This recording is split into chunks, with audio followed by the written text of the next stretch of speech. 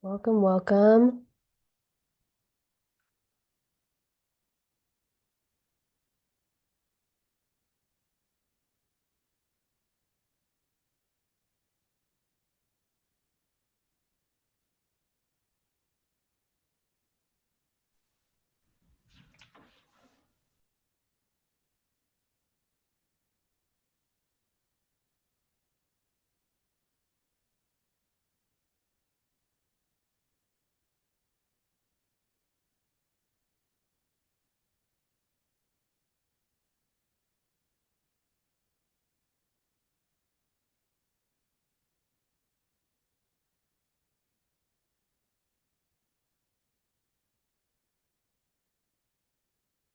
Hello, hello. Did you guys wake up later than usual? My first class. How does it feel? Good? Awesome. The other class didn't like switching, as you may have guessed.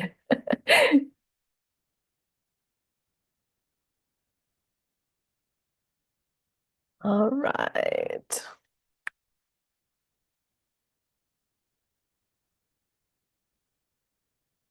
I'm gonna give you guys maybe 1, 2 more minutes while the rest of the people trickle in.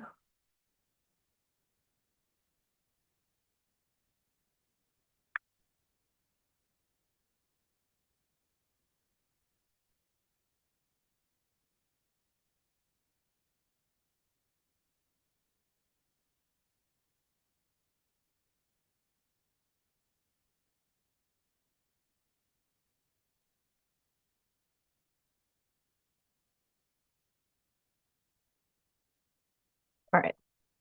I think that's most of you. All right. Hello, everyone. I hope you had a great weekend and you're excited to be back. This is week two. Week two. Okay, I see some smiles. This week, we're going to be learning things, but we're going to focus on your final assignments more. So the classes are going to be more geared towards that. Same with your collaboratories. They're going to be more geared towards making your final assignments as awesome as they can be. You guys are a little bit more awake than you usually are, and I think it's actually the timing. That's crazy. All right, let's get into it. So today we're going to be talking about project definition and problem analysis. Again, final project related. We're going to be talking about algorithmic thinking, problem solving, and critical thinking.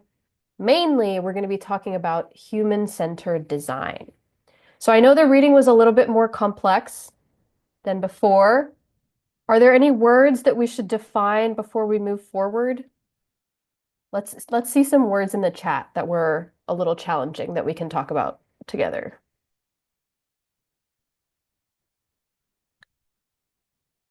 What did you guys encounter?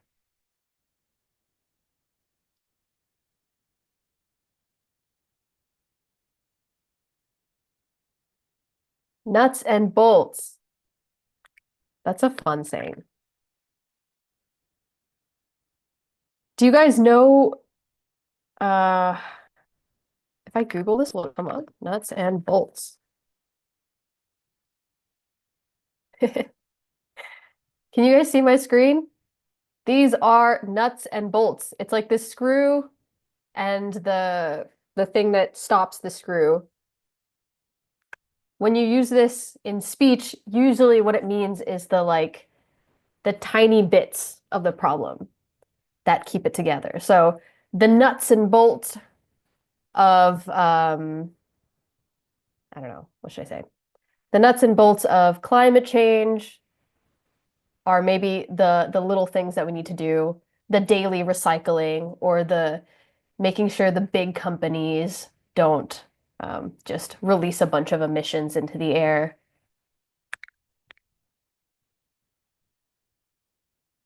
Let's see what Google says. The basic practical details. That's a really fun expression. Another expression that means something similar is you'll hear people say the bread and butter. Also means the same thing. Is like the basic components of it. You guys know what bread and butter are, right? Literally. Okay. But when people say it, oh, like, oh, this is the bread and butter, they're actually referring to like the basic components of something. Whoa, I looked away and now there's so many words in the chat. Okay. Converging and diverging. Converging means to come together. Diverging means to go apart. What's really cool about this specifically is that we can talk about converging and diverging thinking. So when you guys are brainstorming, what do you guys think? Is that convergent or divergent thinking?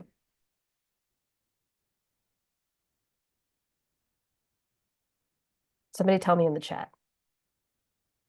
Divergent, right? Because you're going in multiple directions. You're trying to think of as many ideas as possible. You're doing divergent thinking. And then when you converge on your thinking, you're probably picking one idea and trying to go as deep as possible. You're bringing your thought process together. Does that kind of make sense? But you can use this to talk about all kinds of things. The roads diverged means they were going straight and then they went into different directions. We should converge at this meeting point. Maybe your friends were wandering around and you want to meet up at this one point. That's to converge. Cool. Nice, big, useful word. Feasible. This also came up in the other class. Feasible just means possible. Realistic. So when you're creating solutions to these really big problems, you want to create feasible solutions, things that we can actually implement.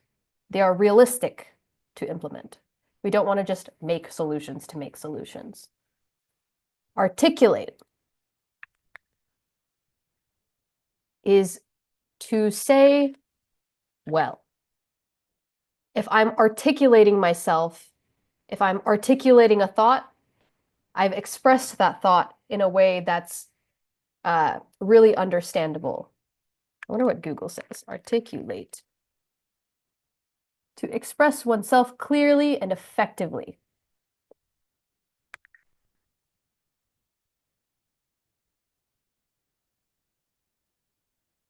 The more you practice speaking in English, the better you will be able to articulate yourselves.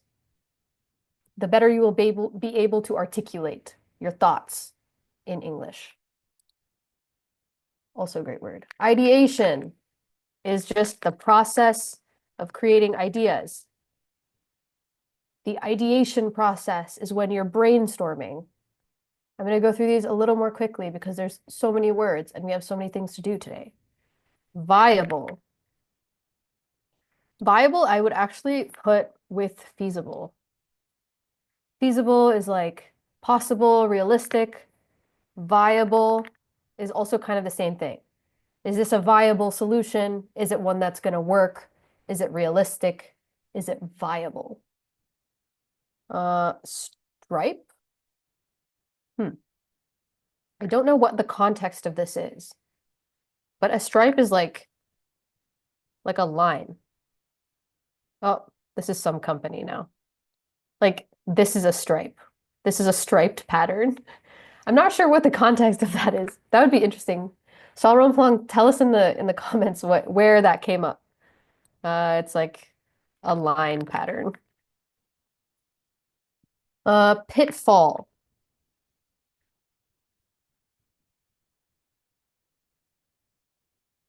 An unexpected danger or difficulty.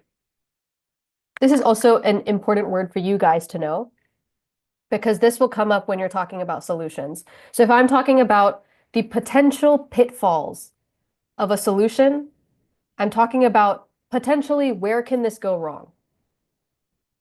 And that's a good thing for you guys to think about before it happens. before you even get feedback is once you create a solution, think about the pitfalls, the potential difficulties, and then address them, fix them in your solution, iterate. And that's how you're going to get better and better solutions. Uh, Pitfall, intractable is like not traceable. Okay, here you go. Not easily controlled or directed. Hard to deal with. Da-da-da. Okay, stripe. A particular type when there are many possible types.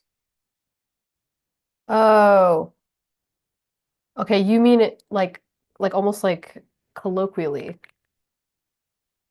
Colloquially. I can't spell, guys. So this is also another saying. So people will say people of all stripes, which just means all kinds. So, for example, many experts and politicians of all stripes agree on the issue. It just means all kinds of politicians agree on the issue. That's also a cool phrase. Uh, of all stripes means of all types. Okay, I hope this was a little bit helpful. These are really good words to know because these are the kinds of words you will probably see in like scientific studies, college papers. These are very, very common words you'll see. So study these, pay attention to them, remind yourself. Maybe you won't see bread and butter, but I think that's fun to know. All right. Let us move on. We're going to do a quick pre-class poll. So pull up your pre-class work where you did some reflecting on your strengths, and then get ready to paste that into the poll. I'll give you like 1 or 2 minutes. Like this shouldn't take you very long. Just copy and paste what you wrote for your pre-class work into the prep poll.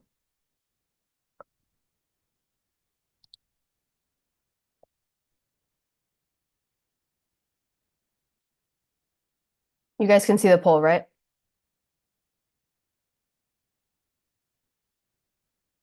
Wait, can you see the poll? Can I get some nods? Okay.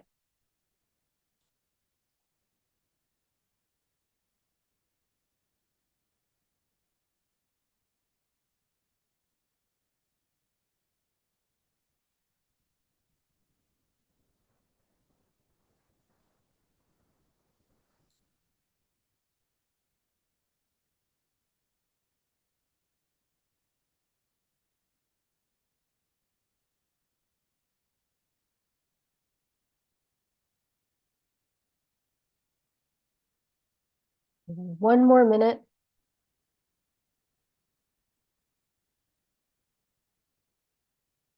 I know all of you did your pre-class work.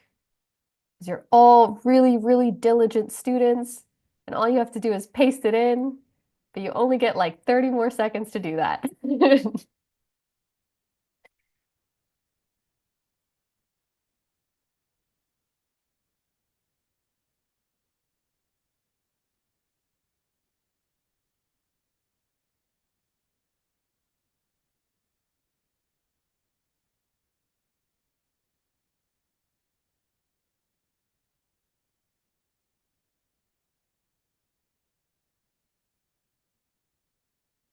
All right, I'm going to end the poll.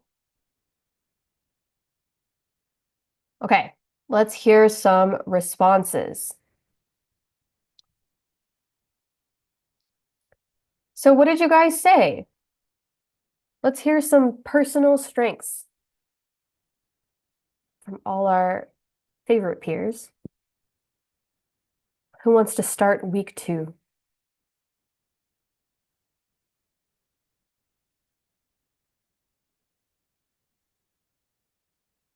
I think Jae-hoon Lee really wants to start week 2 off for us. Jae-hoon Lee, tell us what you said.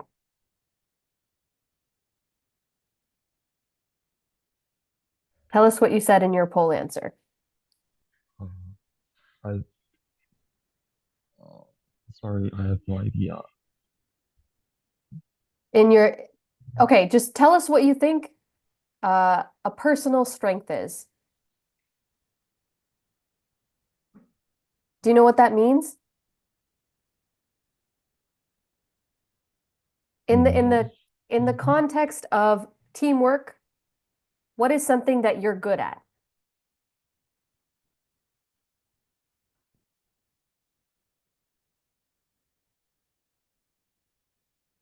Okay, you think of something and we'll come back to you, okay? So think of something that you think is a personal strength in the context of teamwork. Let's hear from Doa Kim. What is your personal strength that you wrote about?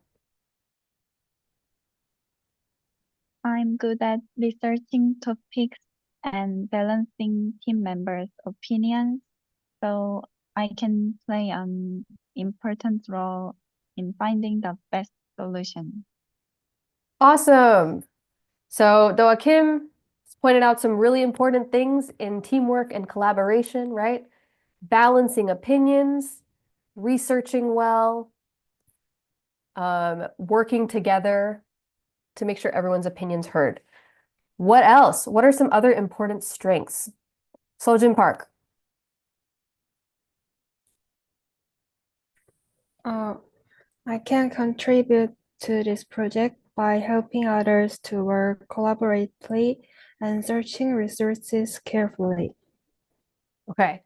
More collaboration, more research. Did anyone say anything different?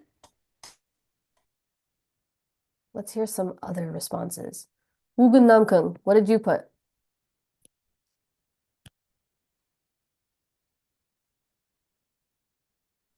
I said that I can see some situation or problem more critically, so I can suggest some limitation or some part of the solution we made and suggest to modify or change the solution to better one.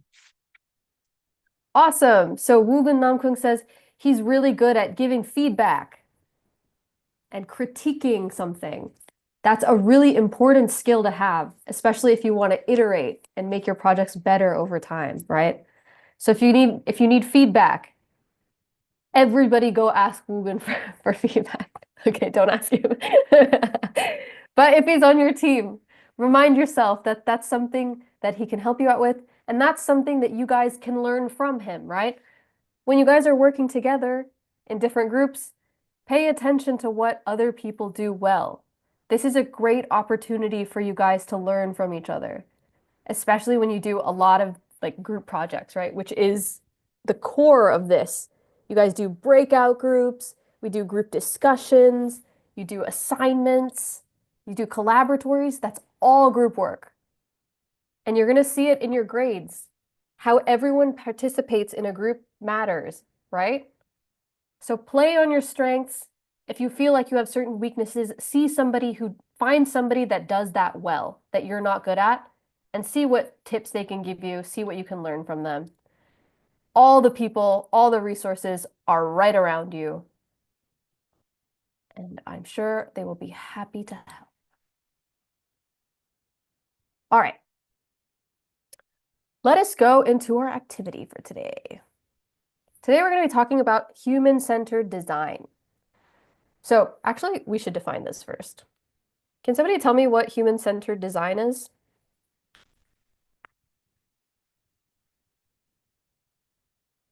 This is definitely in your readings. Sewon Kim,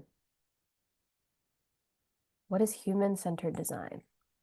But I can't understand the whole concept perfectly, but I think that human-centered design is a kind of thinking that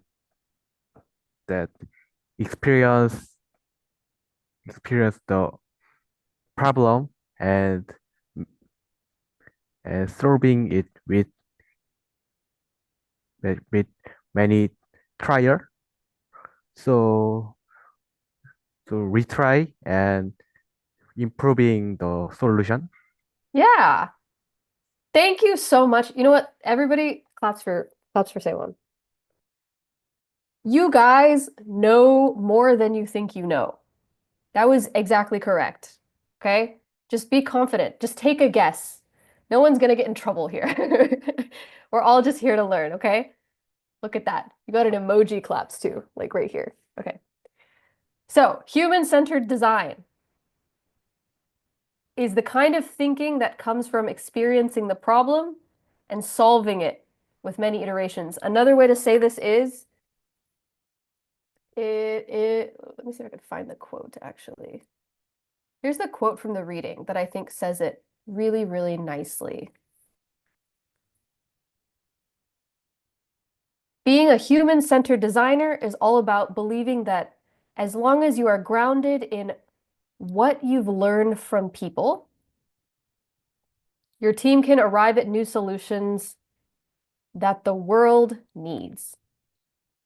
So human-centered design is about paying attention to the people that are affected by the problem, centering those as a resource when you're problem solving, so that the solutions that you end up making actually work for those people.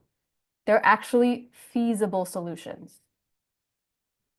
We're going to talk more about this, okay? So let's watch the video. I want you guys to take notes individually, and then we're going to go over this together. So on your computer or on a notepad or wherever, take some notes on this video. And then give me a thumbs up if you can hear it, okay? I'm going to start playing it.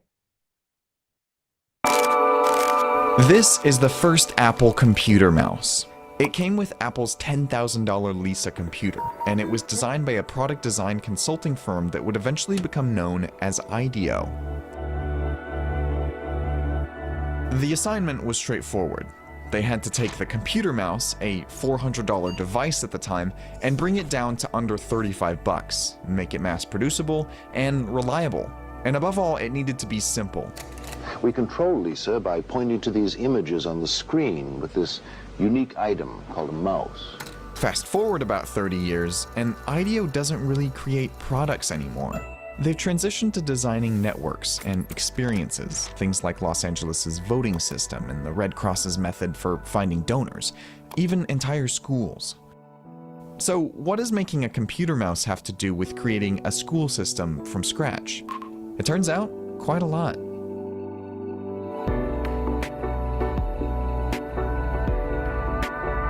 The world we live in is one where really the complex things are the things that are mostly broken, not the simple things. We have lots of great products, lots of beautiful products, lots of products we can use every day.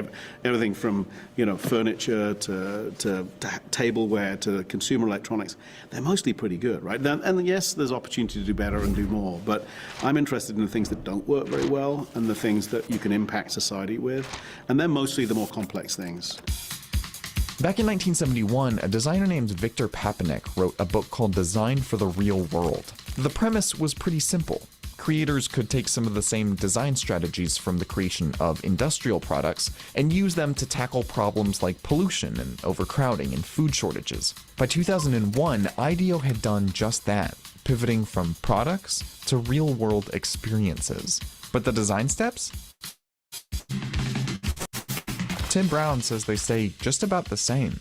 The first piece is observing the world in order to ask an interesting question, right? I mean, and you can observe the world in lots of different ways. When we talk about human-centered design, we're really talking about observing the way humans live their lives and asking interesting questions about, hey, why does somebody do this and not that? Or why is somebody struggling with this problem? Why is it hard for somebody to open that, why are they struggling to open that jam jar lid? Well, so maybe I could redesign the jam jar lid, right? Or maybe I could give them a tool to help them, right? So why is this happening? So the first step is that looking at the world and coming up with a good question. For making a mouse, that means watching how people use computers and observing what they want and what they don't. For designing a school, that meant spending a month in Peru, meeting with students and parents, teachers, investors, government and business leaders to address needs like academic planning, modular classroom space, accessible technology, and affordable tuition. The next step is taking all the insights you have about those questions and starting to imagine ideas, like here's what I could do, here's what I might imagine doing better or differently. So that's what we often call ideation or idea making. Then comes the fun part. You test it out. Right at the beginning of the process, that might be a really simple cardboard model or a quick sketch, or if it's digital, it might be a quick digital simulation or something. And you try it out with people. Sometimes those drafts can be pretty rough. The first prototype for the mouse was a roll-on deodorant stick and a butter dish from a Palo Alto Walgreens. And you test it and see, and it doesn't work. Okay, so I need to rethink my idea, and I do it again, right? And this is where the iteration comes in, right? You learn from the prototype, you realize what's not working, or maybe it's a crummy idea, you have to go back and find a new idea again. And you go through that loop over and over again, asking the question, having ideas, prototyping, learning, and until you get to something that truly meets somebody's needs or a set of people's needs. Now, the last bit of the process, which arguably happens in that iteration, also is the storytelling piece, right? Because always you're trying to explain to people why your idea is interesting. Macintosh, the computer for the rest of us. I think what you need to design a complex system is not one brain, you need lots of brains.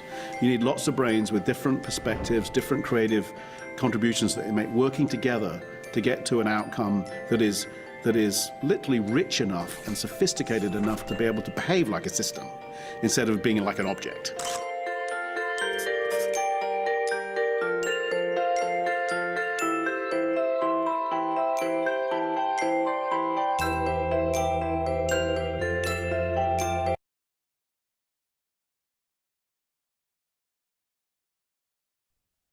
Yay. Okay, let's talk about it. Oh, new tab. Center design. So, how is human-centered design different from the way you guys have been designing problems up until now?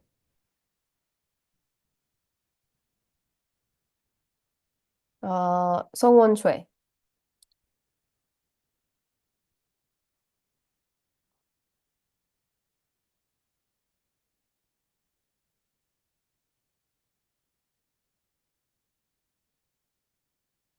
I think our group was looking macroly, not actually focusing on the real human problem. So I think that's the difference.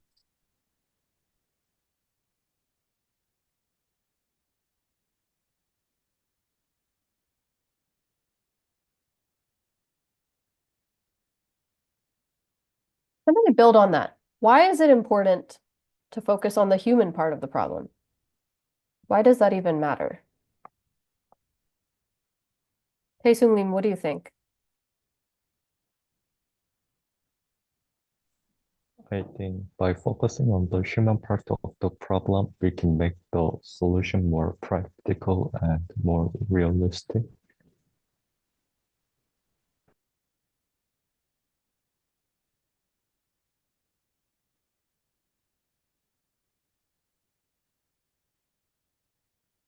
And also useful, right?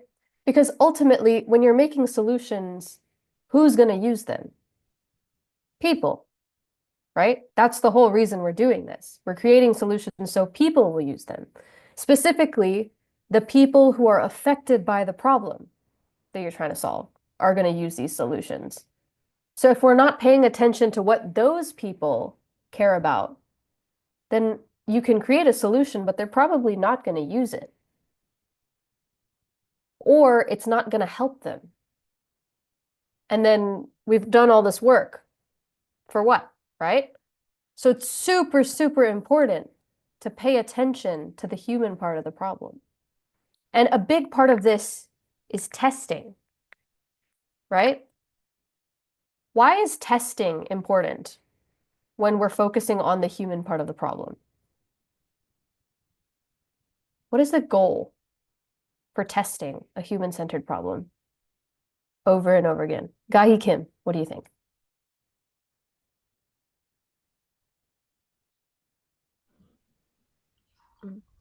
I think testing is important because during the testing we can make a feedback, and using feedback we can also improve the solution. That's true. Tell me more though. Why is it important specifically when we're thinking about human-centered design? Why is testing important? What's different about the testing in human-centered design? Anybody? Won-Sok-jung, what do you think? I think in testing the human-centered design, the safety is the priority that we consider because when we try to test, we need a safety that people use. So it is the main thing that I think.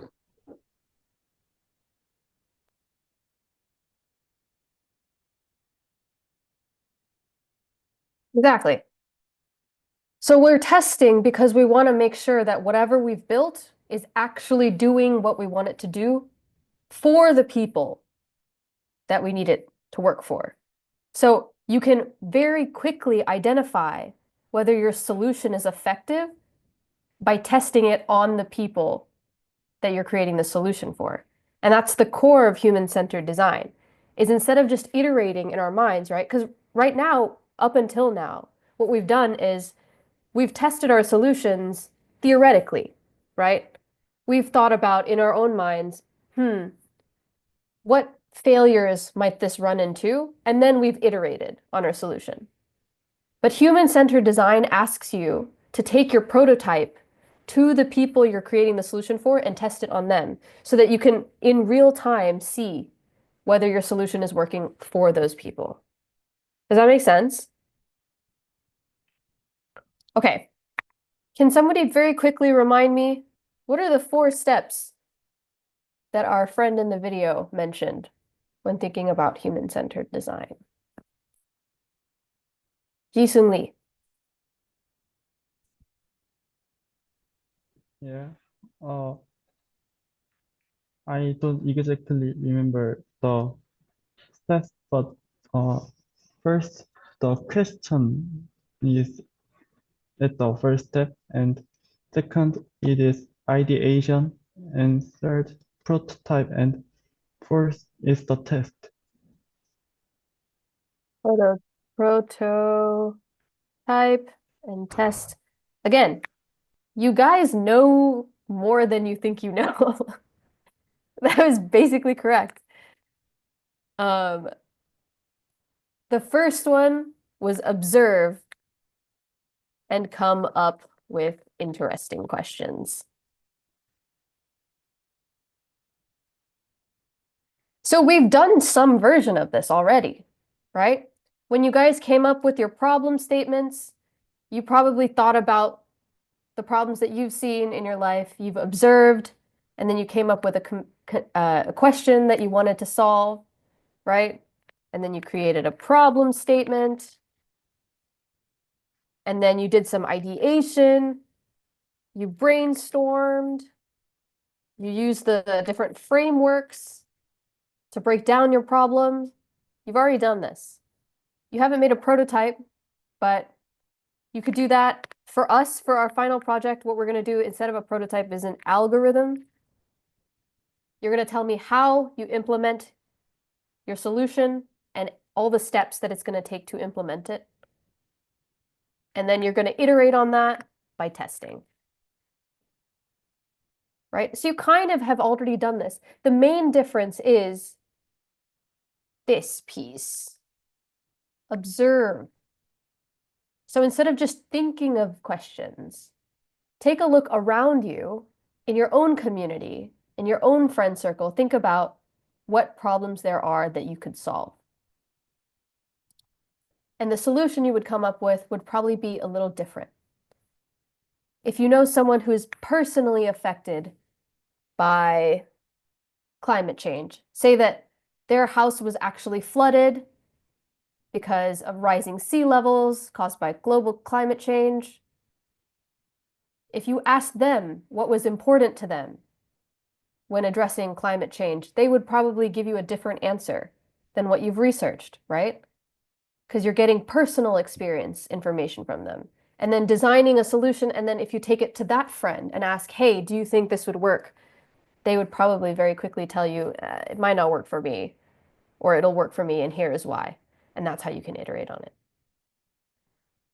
One last thing is in the video, he said that it's important that our solution behaves like a system, not an object.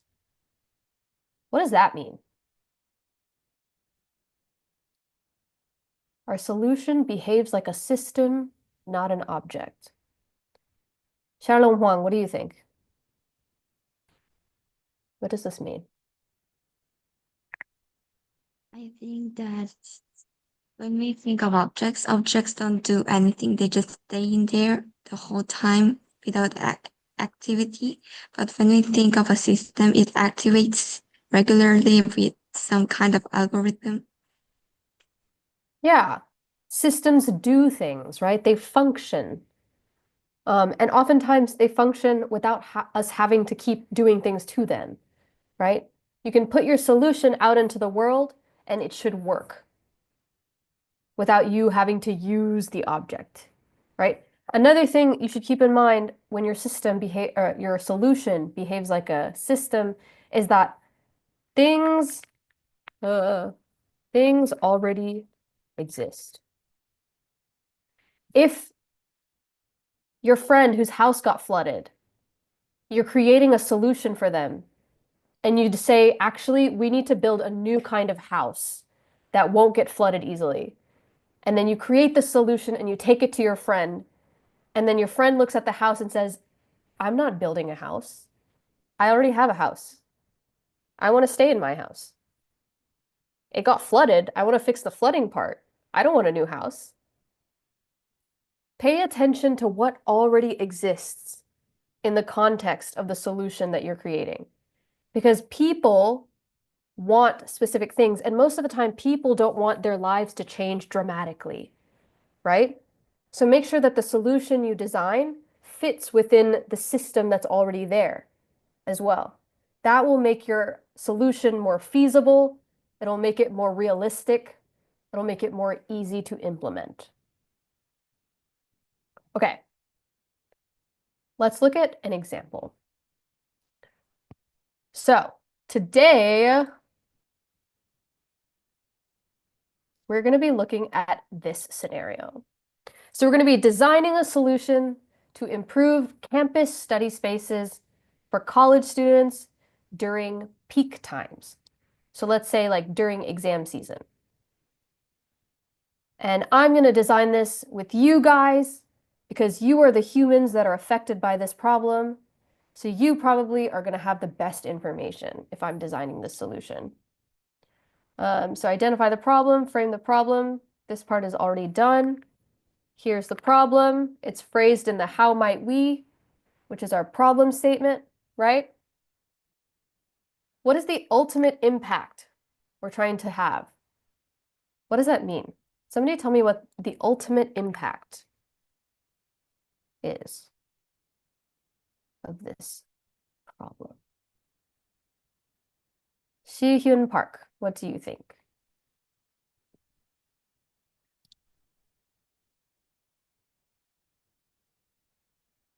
What is the ultimate impact? One more time. So what is the ultimate impact that our solution aims to have? To solve the problem.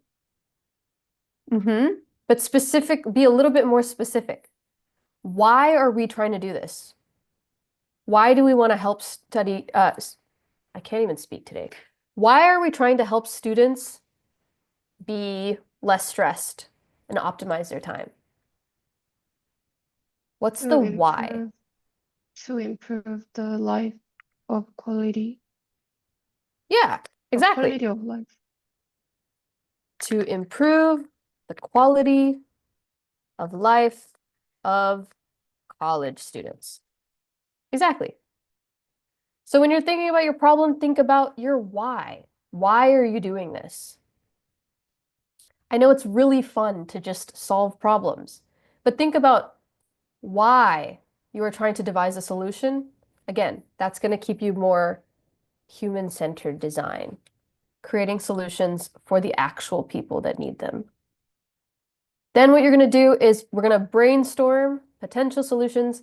I actually want you to switch these steps.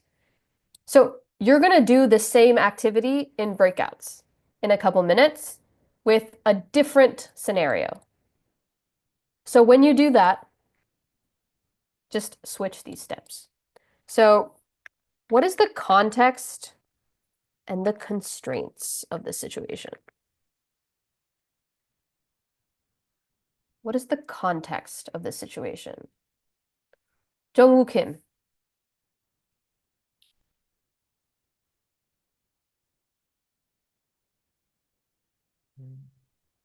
Could you repeat the question again?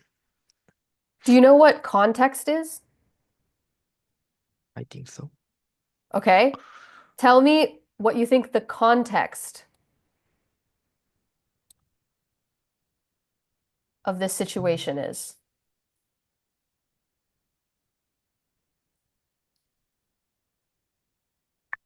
What should I know if I'm trying to solve this problem well about the situation?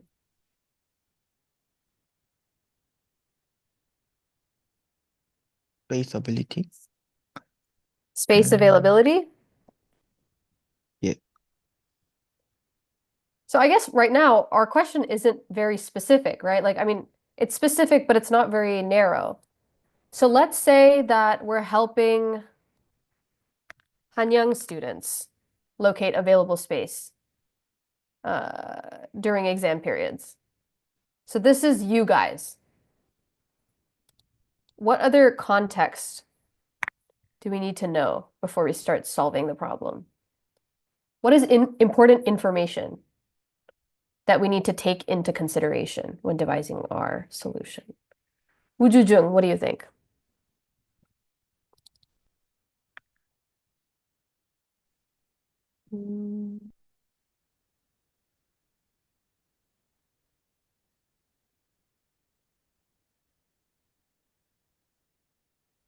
We have not enough room to study. Okay, so space availability, maybe room availability. Context is basically like, I wonder what Google says. Context. What is this? Definition. The circumstances that form the setting.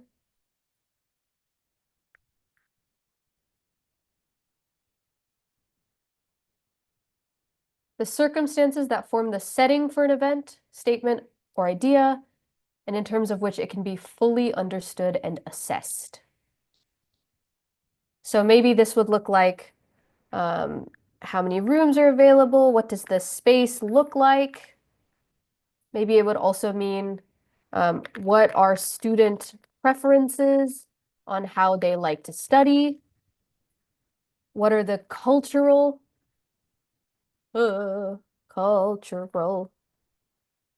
preferences or norms? So if I was designing a solution for this, I don't know how college students study in Korea. I don't know if it's the same as my experience. So I would need to know the context of how you guys do that before I make a solution for you. Because if I make a solution based on my experience, I don't know if that's actually going to work for you guys. Do you like to study in public spaces? Do you like to study in private spaces? Are there spaces that already exist for studying? These are all things, this is all information that I should know before I start creating solutions. Because if there's already spaces that exist, I'm not going to tell you that the solution is we need to make more spaces. Because that's not being aware of the context. Does that make sense? Constraints kind of has to do with the context. Oh my goodness. But constraints are the things that are limited in your situation. So what are we limited by here when we're creating a solution? Shion-sung, what do you think?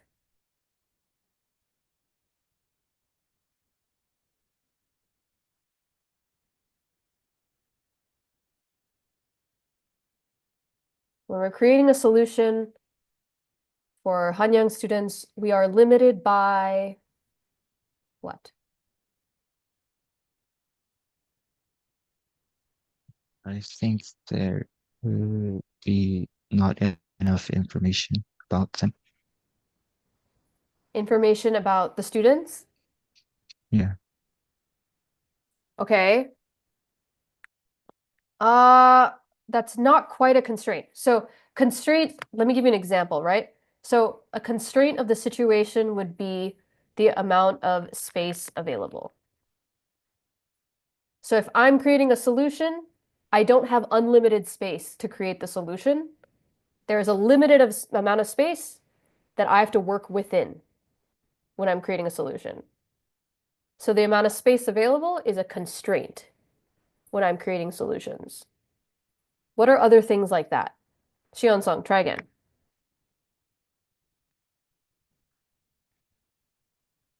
What else do we have limited of?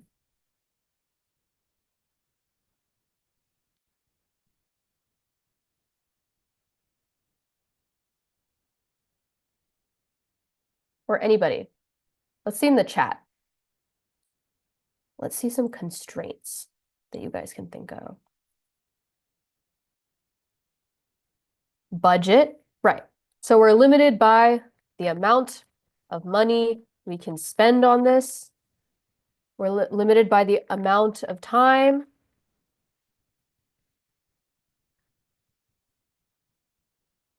So if I'm gonna, build another study space, maybe I can't do that in the middle of the school semester, right? That would disturb the students. So I'm limited by the time that I have.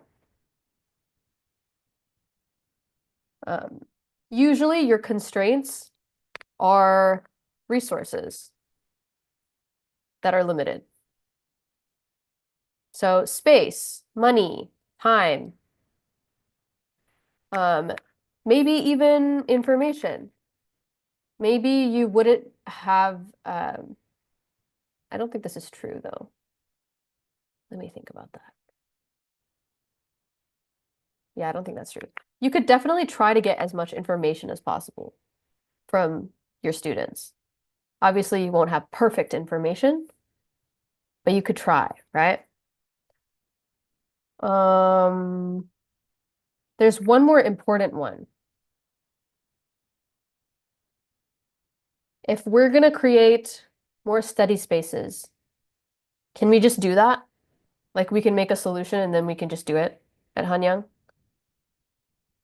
No. So what's another constraint that's here that we have to pay attention to? Permission, right? So we're limited in authority. We don't have authority to make whatever decision we want to make in this situation because it's not like I am not the principal of this school, right? And neither are you, so we can't just create another room as much as that would be really fun. Okay, so these are things that you should pay attention to before you start creating solutions. This is similar to a word you guys have seen already, assumptions. This is the stuff that is quietly affecting the solution that you're making. That it's helpful to point out before you start making solutions. So you don't make a solution and then find out actually there's no space for it. Or you create a solution and then you find out actually I'm not allowed to make that. Make sense? Okay. And then you're going to brainstorm potential solutions. So what are some potential solutions? Let's see some answers in the chat. How can we help Hanyang students locate available study spaces during exam periods in a way that reduces stress and optimizes time? How are we going to do this, guys?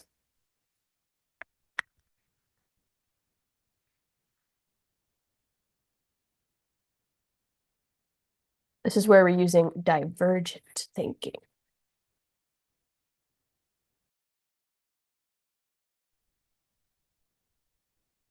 Okay. Maybe we can use empty classrooms. What else?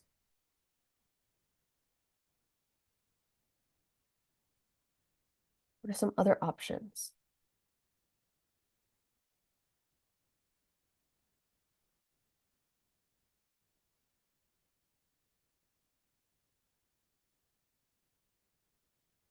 Maybe we could build an online studying system.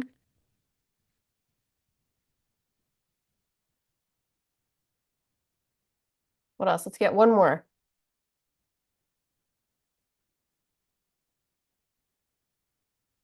Making a canopy, like outside, like set up a tent outside.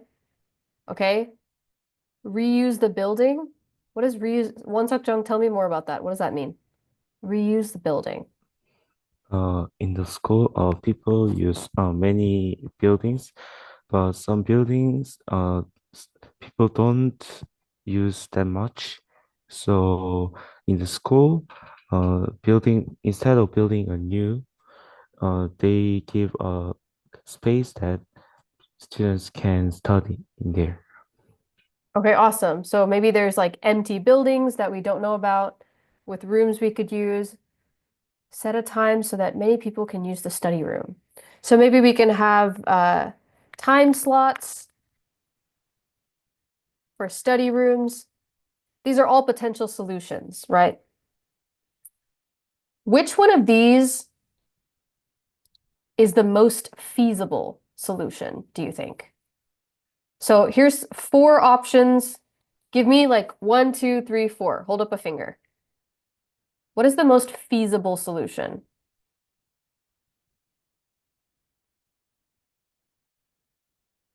One, two, 2 and 1.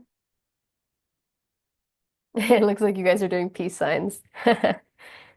Okay.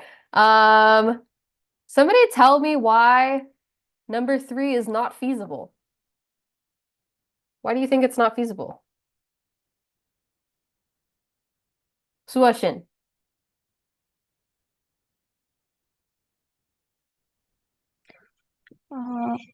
To set up a canopy outside, we have to use more budgets, and it has a long time to make a canopy.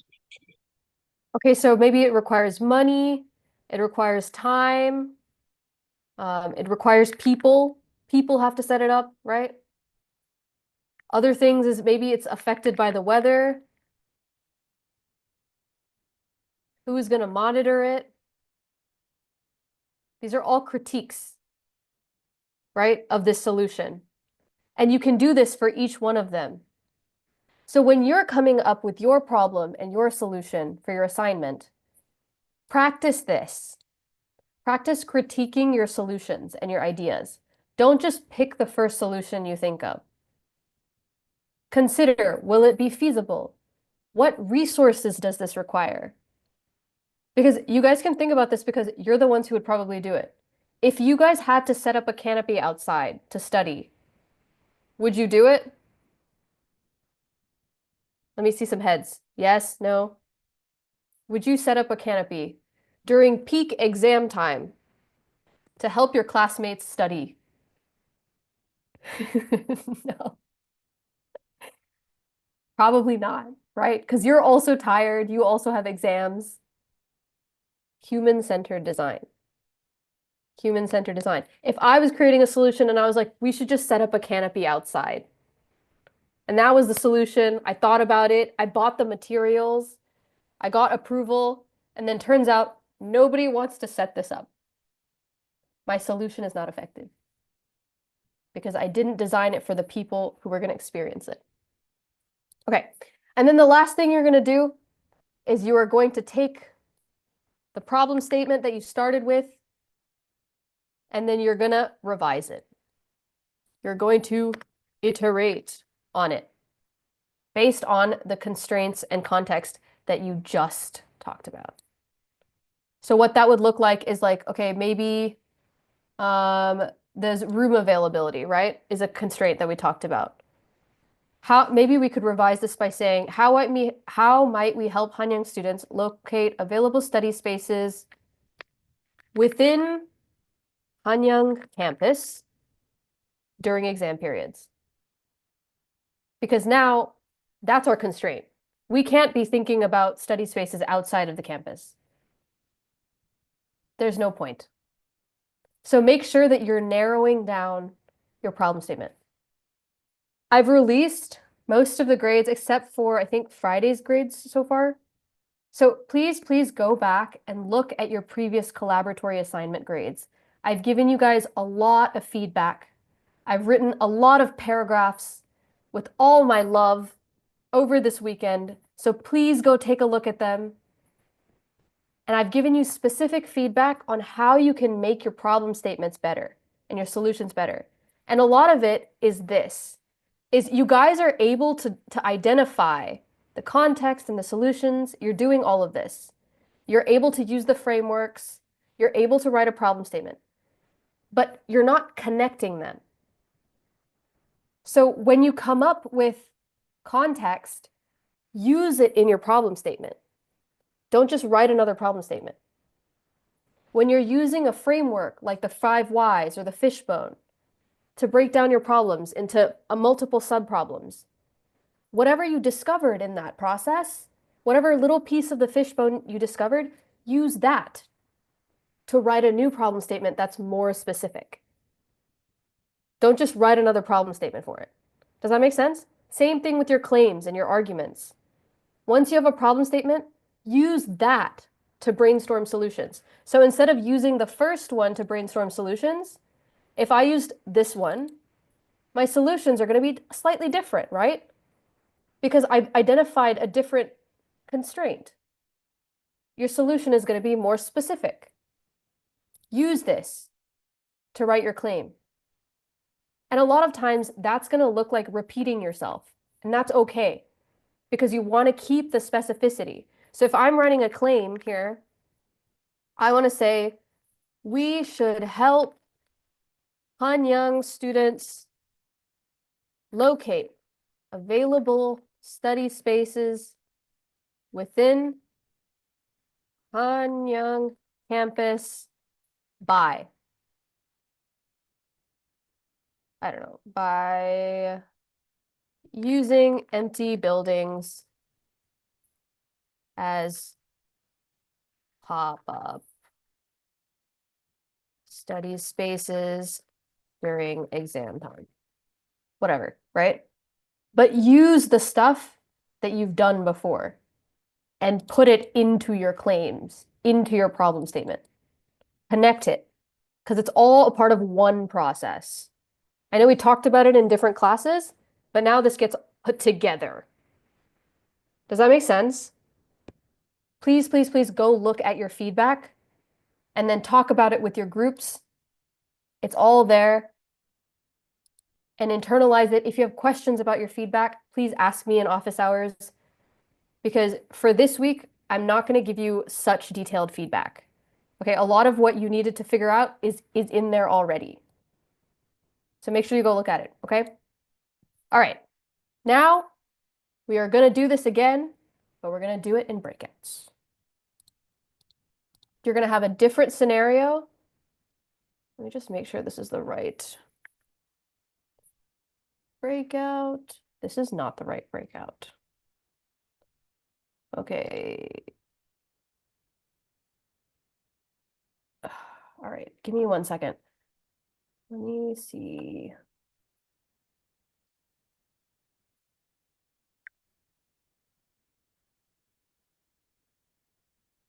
Make sure I have the right. You guys are Echo, right?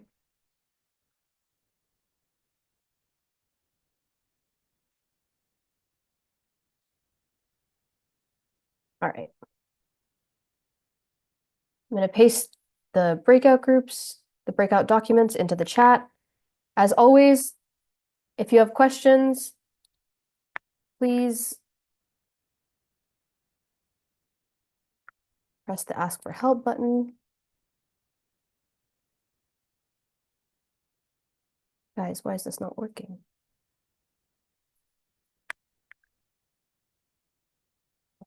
There's 1 and 2.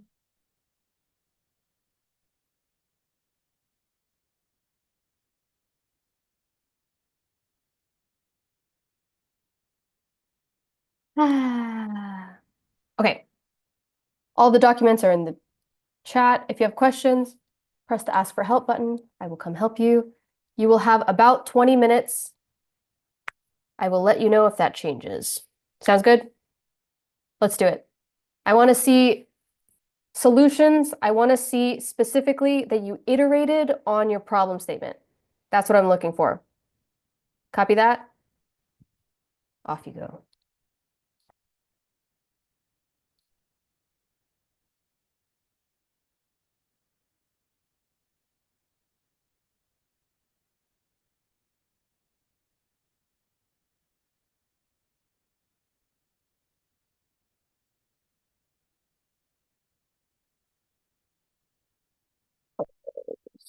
Sure. Is it the slide? Okay. All right.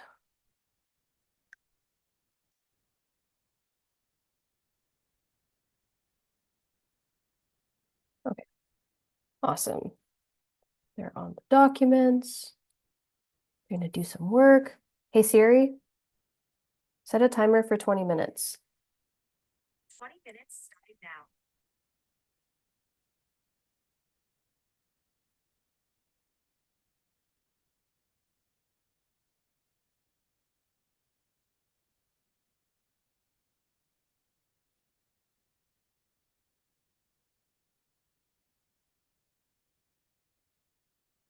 All right.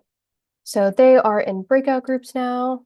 I am going to turn my camera off and then do some participation grades and prep for the debrief. So I will be back in a couple of minutes to check on how they're doing in breakouts. You can feel free to follow along to see what they come up with. Biology, technology.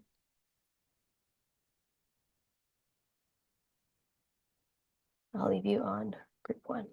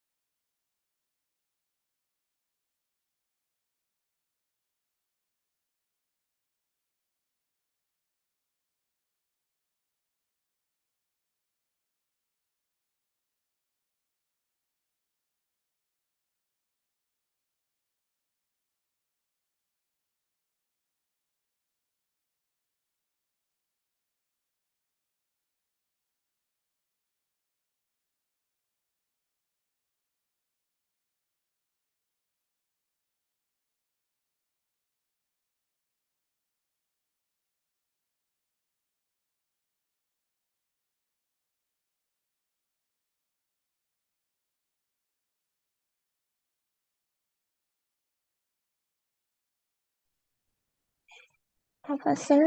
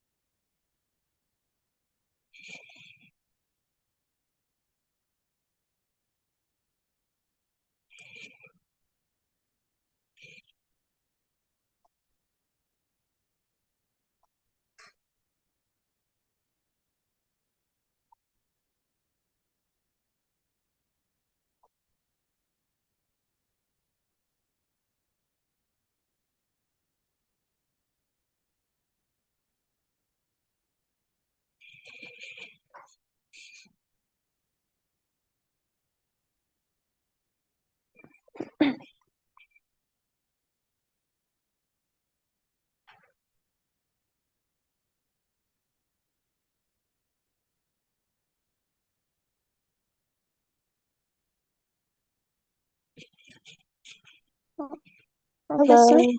can you hear me? Did it kick you out? Yes. Can I go to room number 3? Room number 3? Yeah. Yes. 2 and 3. Okay.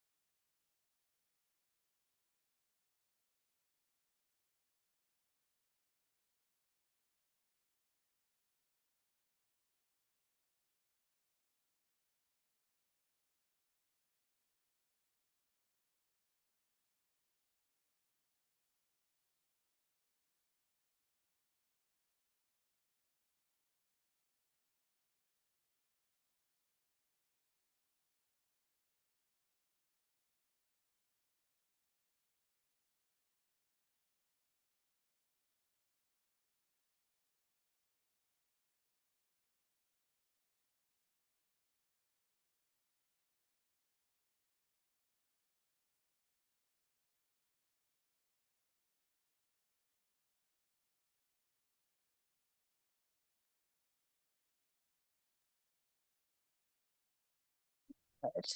I'm gonna let them know that they have about 10 minutes left.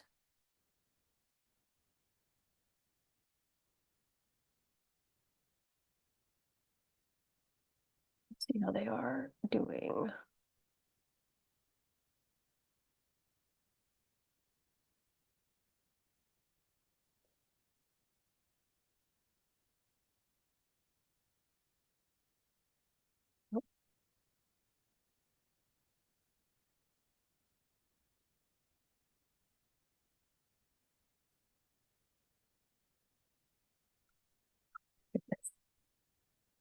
The plastic. No.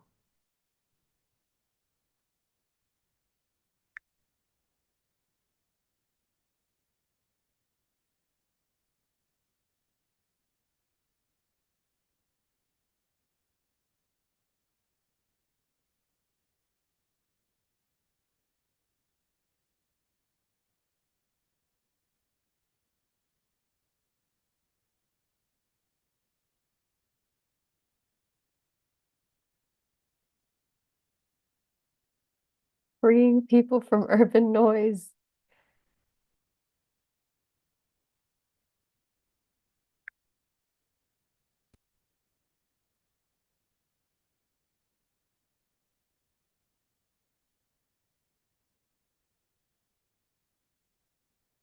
Enhancing accessibility in public spaces.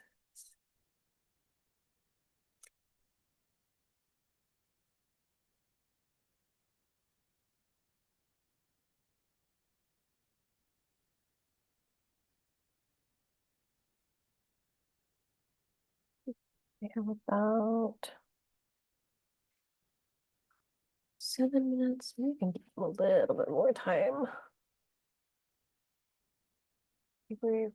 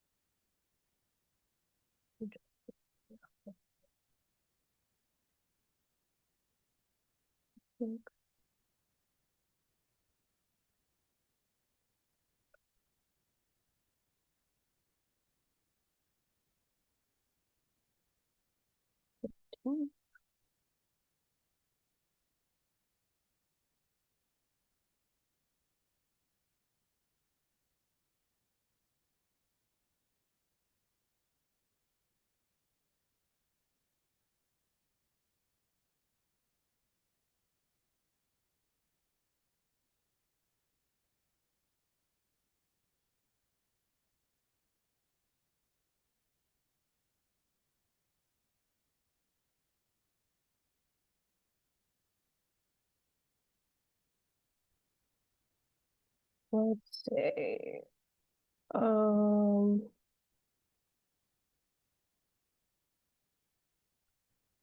Hey Siri, set a timer for 7 minutes.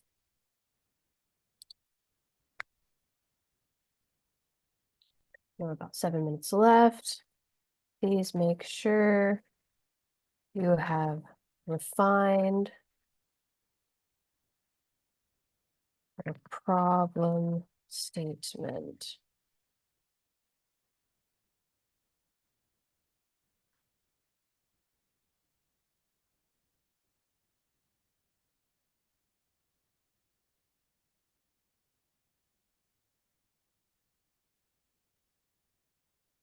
This is a good question.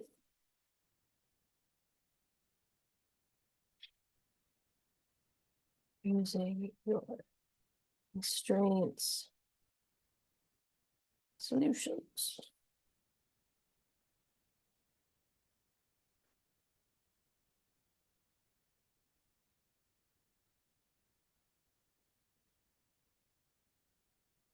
Ooh.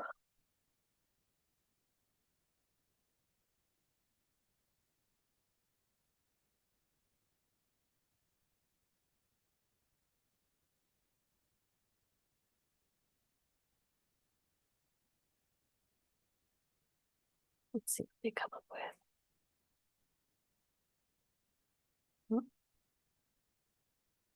How do we reduce the urban noise pollution by soundproof rooms? Yes.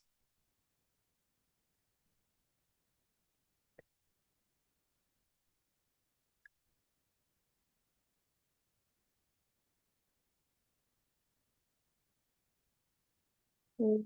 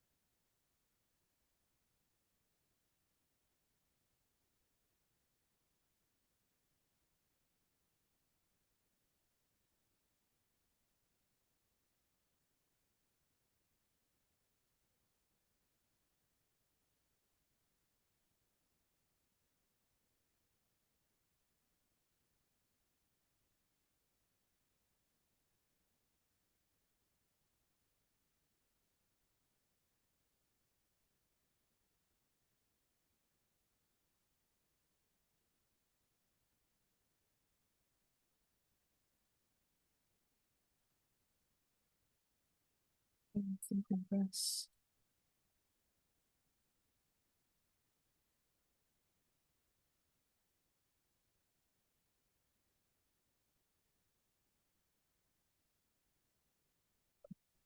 Three minutes left.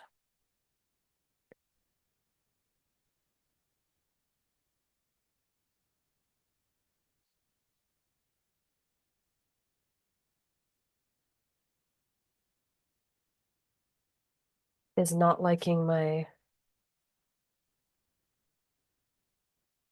green screen thing today.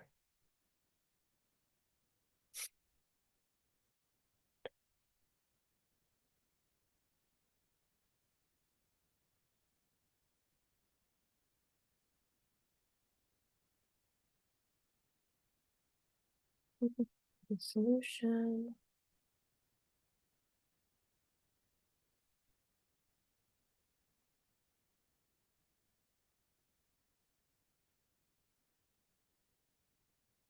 Oh.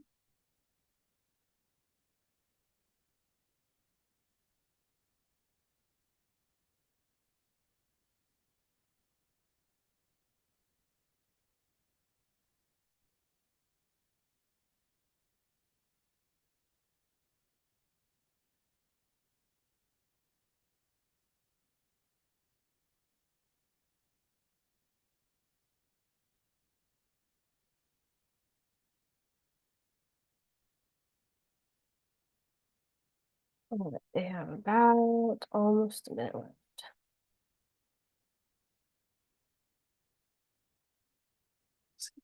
Done.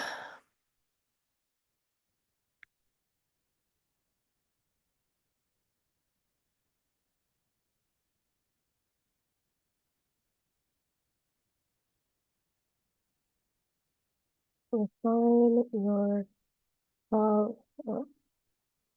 design question now if you haven't already.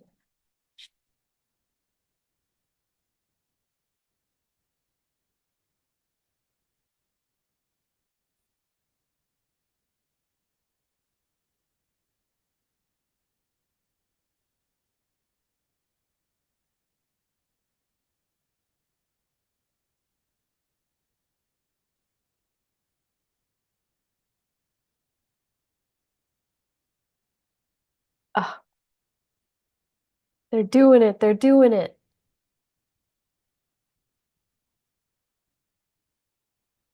Okay. Okay.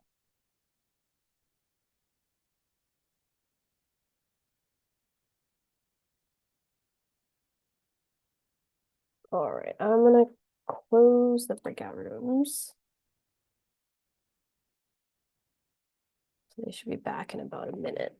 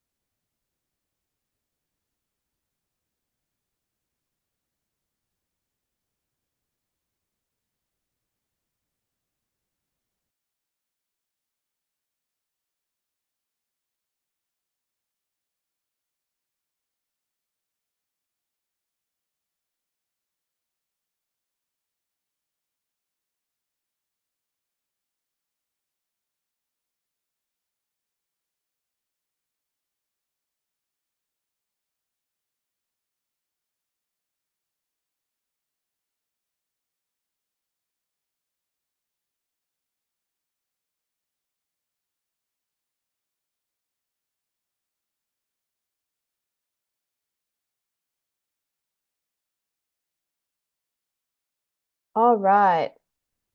Welcome back. Let's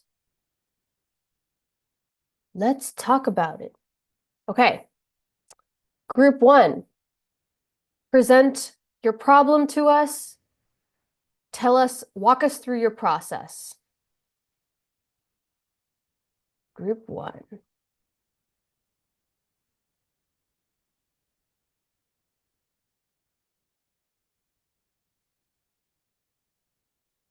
Guys, when you go into breakouts, just like going forward, make sure you pick someone to present before you come back, okay? So we're not sitting in this weird silence waiting for someone to speak. So I'm just going to pick someone for now. Shion Song, present your work to us. Tell us what you did.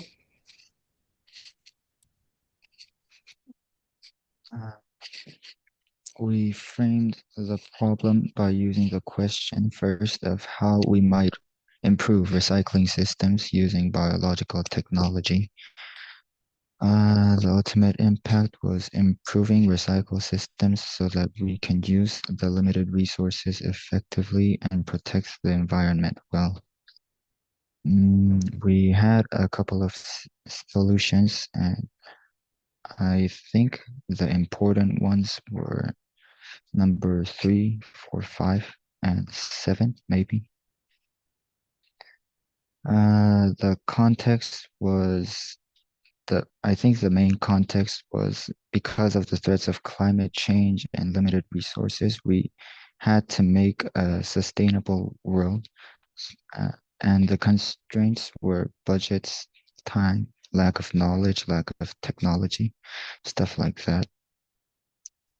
And we refined our question in this way, like how might we improve the recycling system using biological methods while avoiding lack of budget and technology in order to make a sustainable world for everyone.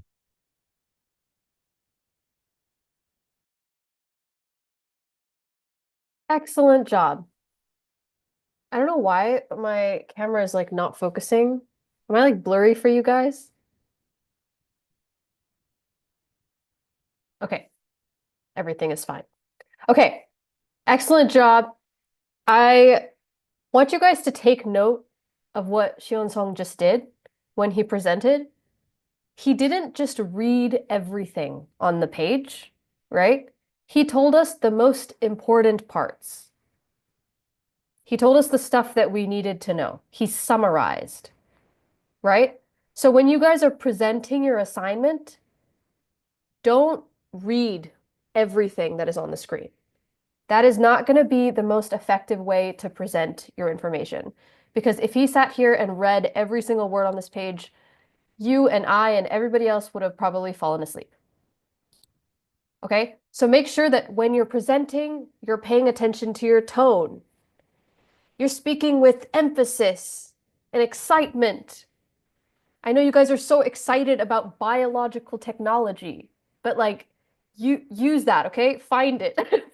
Find the excitement when you present. so that the people listening to you present become interested in what you're saying. That's important for which learning target?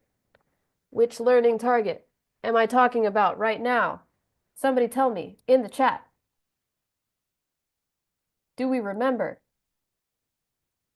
Presentation, tone.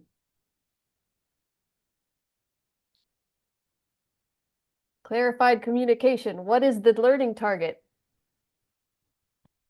What is the name? We talked about it when we talked about analogies. Do we remember?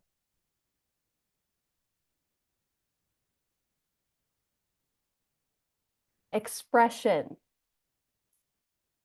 We're talking about expression. How you express information is important.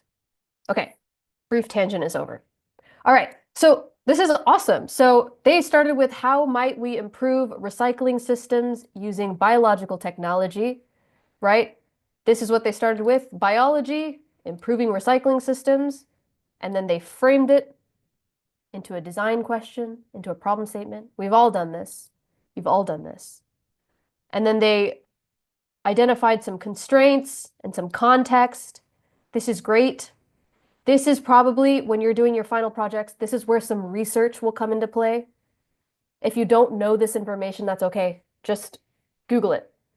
Find some reliable resources that talk about it and figure out what the context of your situation is. Figure out specifically what the constraints are. Why have people not been able to solve your problem already? There must be reasons, right? Find them.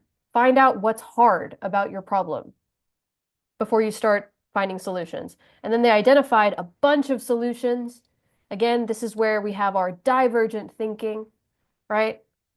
I'm blurry again. This is so sad. Okay, it's fine. They identified solutions, right?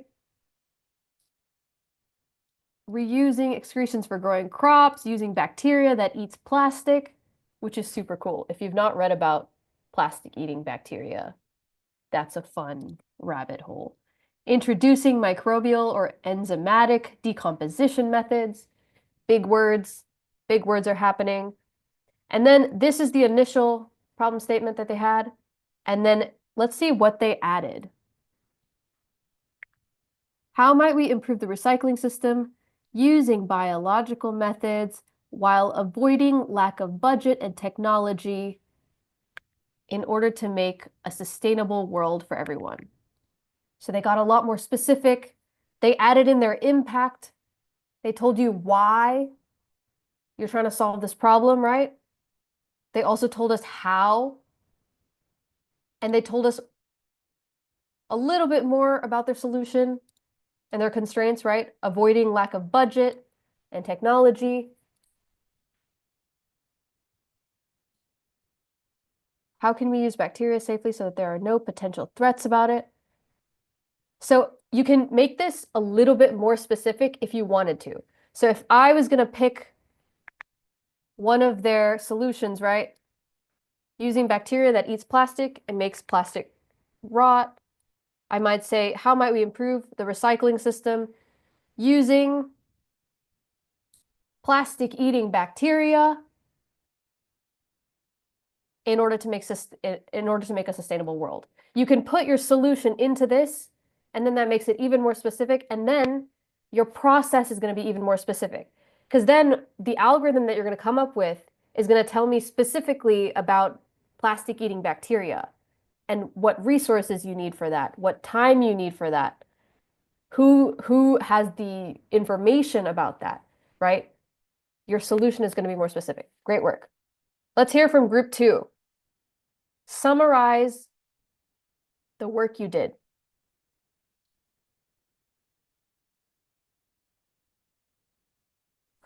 We are talking about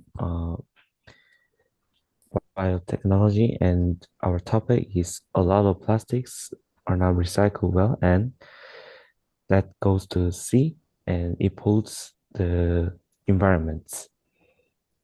So our question is, how might we explore uh, how may we improve recycling systems to decrease plastics that are not recycled well?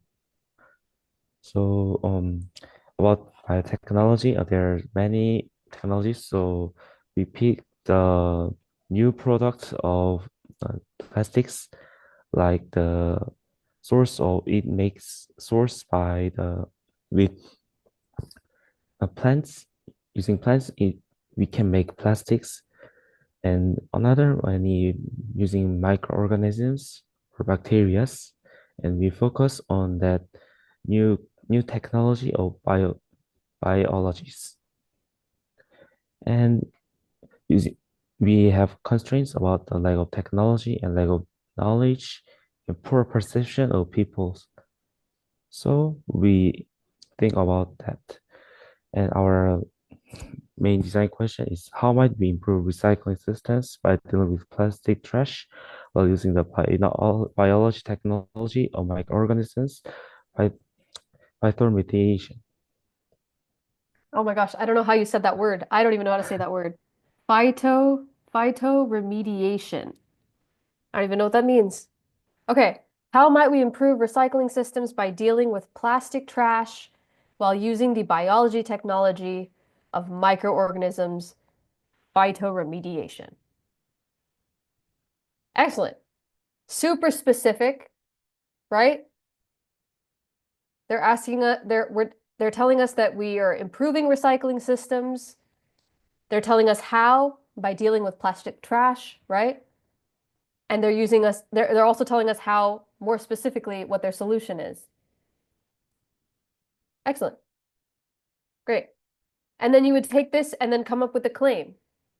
And then maybe you would just, use a lot of these words, right? You would say, I think we should improve recycling systems by using microorganisms to decompose the plastic and improve life, blah, blah, blah, right? Specific, solution-oriented, actionable. Their solution is actionable. All of these words we've talked about. Great job. And Won-Sung, great job presenting. I liked that you tried to make your tone a little bit more presentation-y. I liked that. Keep doing that. I like that you used a transition word, right? You used a transition phrase. You said, so then that's what we talked about. And then you move to the next thing. That's a great practice when you're presenting. Okay?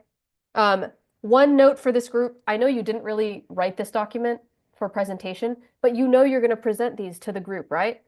So your formatting is also important. So there was some information that Won Seok-jang talked about that wasn't on their document. That's okay. It's not a big deal. But suddenly I was lost. I didn't know what to highlight, right? So think about how you're going to present your information if you have a visual aid and what people are going to look at when you're presenting as well. Important. Cool? Great work. Next group, group 3. Give us a little presentation.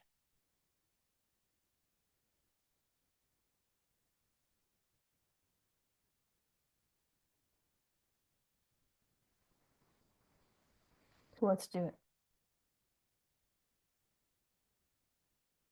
What about group 3?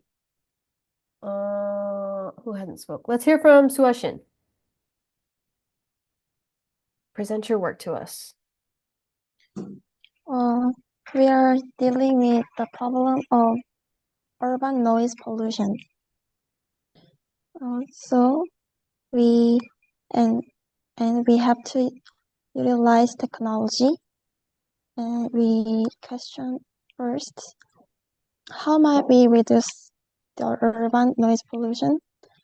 And our ultimate impact was to make people more comfortable from noise pollution and have a quiet night and live more comfortably.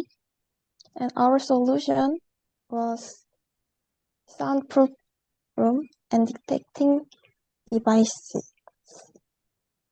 And we have to know sound and how crowded and who and where's the origin and comfortableness, and our constraint is time, space, budget, authority, or people's agreement. And we refine our questions. How might we reduce the urban noise pollution by detecting the origin and using soundproof rooms with limited resources and skills to make more comfortable and quiet life in the building? Okay. To make people more. This is an excellent problem statement. This is very well done. It's clear. It tells me exactly what they're trying to solve. We're trying to reduce the urban noise pollution. How are we doing that? By detecting the origin. With what solution? Using soundproof rooms. Their constraints are limited resources, and their impact is to make people more comfortable. Everything is there. I know exactly what their paper is going to look like. That's your goal. When you have a problem statement or you make a claim, in one sentence, I should know exactly what your entire paper is going to be about. If their problem statement was, how might we reduce the urban noise pollution? I have a guess as to what the overall paper is going to be talking about, but specifically, I have no idea what they're talking about, right? There's a million different directions that this could go in. Excellent job. And then if you take this and then you make a specific claim, and then you give me more evidence and reasoning, and then counter arguments, this is going to be a great project. Great job. Great job presenting as well, Suashin. And I liked how you added something last minute because you noticed it. That's okay. Great job. I like that you can think on the fly. Great work. Okay. Do we have time? Do we have time? We don't have time. Okay. Let's do one more. Let's see if we have time for one more. Okay. Group 4. Present your work to us.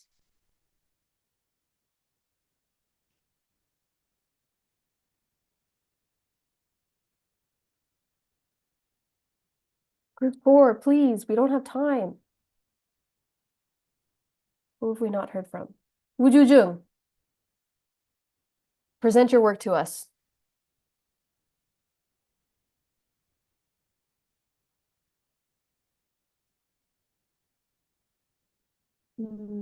Urban noise pollution.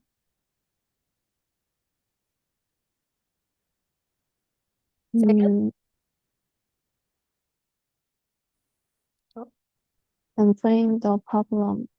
How might we reduce noise pollution is solved by the car noise? And the solution is installation of soundproof walls and smart noise detection system and eliminate the cause of noise.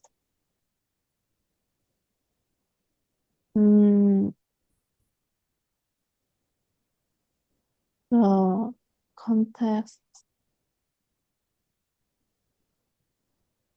is why there is urban noise, why the type of noise, how much damage is being done, how many people are influenced by noise pollution problem, constraints, limitation by budget, limitation by authority, considering environmental pollution, and we refine our question. How might we install eco-friendly soundproof walls beside roads to reduce car noise pollution in order to improve people's living condition? Awesome. Look at this. Look where they started and look where they ended up. They started with how might we reduce noise pollution in Seoul? And they ended up with how might we install eco-friendly soundproof walls beside roads to reduce car noise pollution in Seoul in order to make people's lives better. Specificity. Specificity. And this, they can tell me more in depth what they're going to do, right? This group, I especially really liked how you had, like, this is a nice way to format this if you're going to present, right? They've bolded the title. They've left some space. It's easy to see the different sections instead of having all the information squished together, right? Presentation. Great job. And then very quickly, because I feel bad now, Group 5, give us a quick presentation. The most summarizing summary you can give us.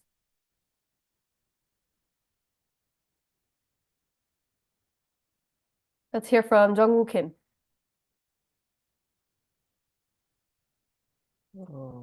Our subject is enhancing accessibility in public spaces. And first, at step 1, we make our question that how might we enhance the accessibility of art and design in public spaces, and state the ultimate impact that people can access and use it easily. And step 2, we get a solution that hold a free exhibition so that people can easily access the work of art and design, and debate with my teammates about context and constraints.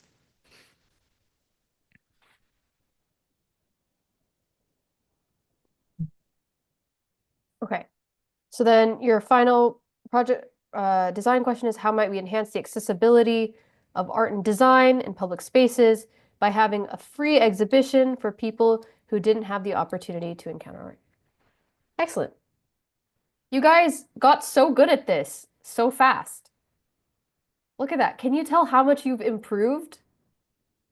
It's only been a week.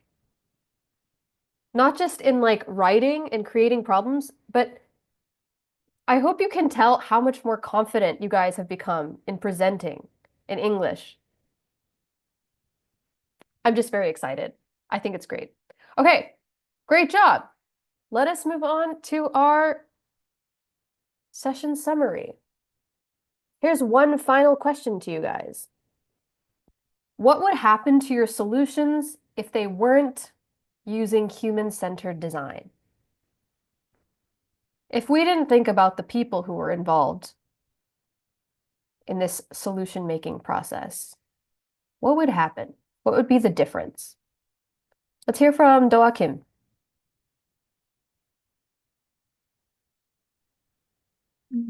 If we don't use the human-centered design, we can come closer and closer to the best solution, and it can be not feasible and realistic to people. Awesome.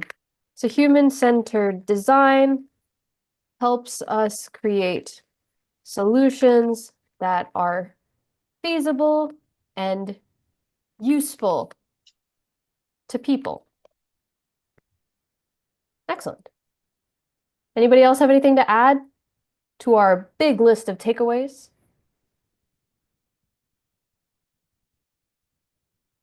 What about Chaeun Lee?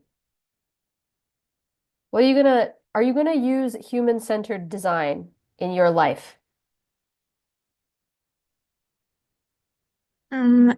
If without human-centered design, people are not satisfied with the solutions and it's not useful. So we have to observe the world from various perspectives. Awesome.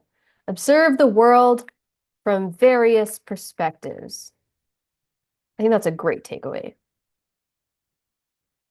And what's really cool is there are all kinds of people around you. They're sitting right by you. So as you're coming up with problem statements, and questions and solutions, draw on the knowledge of the people around you, because I guarantee they know different things than you. And they might actually change your mind, which is probably the best part of college, is you'll come in thinking something, and then you'll leave thinking something else, and it's all because of the people around you. So pay attention to them, okay? All right. So today you're going to have another collaboratory. It's going to focus on using feedback that I haven't given you yet. I'm going to finish grading your papers before you get to your collaboratory. Not your papers, your Friday collaboratory where you define your problem. I'll give you feedback in your collaboratory. You're going to use that feedback to iterate on your problem statements and make your problems more specific.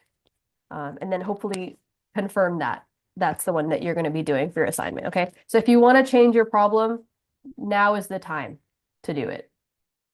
Because the rest of the week, we're going to keep working on completing our projects piece by piece. You're also going to do research. So the first part of your collaboratory will be research. The second part will be revising your problem statement. For the research, make sure you are using reliable sources. We know what reliable means? Yes. Okay. Make sure we're using scientific articles, trusted news sources, things of this nature.